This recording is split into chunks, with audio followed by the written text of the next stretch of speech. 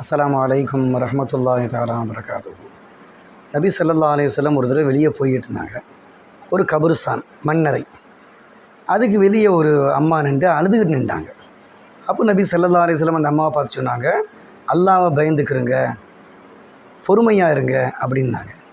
அந்த அம்மா யாருன்னு தெரியாமல் அந்த அம்மா பதில் சொன்னாங்க, பேசாமல் இதை விட்டு போயிருங்க, எனக்கு வந்த வேதனை உங்களுக்கு வந்தால் தான் உங்களுக்கு தெரியும் அப்படின்னு அந்த அம்மா ஒரு கடினமான வார்த்தையை சொன்னாங்க. அப்போ சுற்றி இருந்த மக்கள்லாம் சொன்னாங்க, அவர்கிட்ட பேசுனது யார் தெரியுமா, நபி ஸல்லல்லாஹு அலைஹி வஸல்லம், தெரியாமல் நீ பேசிக்கிட்டு இருந்தியா அப்படின்னு சொன்னோன்னே அந்த அம்மா நபி ஸல்லல்லாஹு அலைஹி வஸல்லம் வீட்டுக்கு போய் மன்னிப்பு கேட்டாங்க.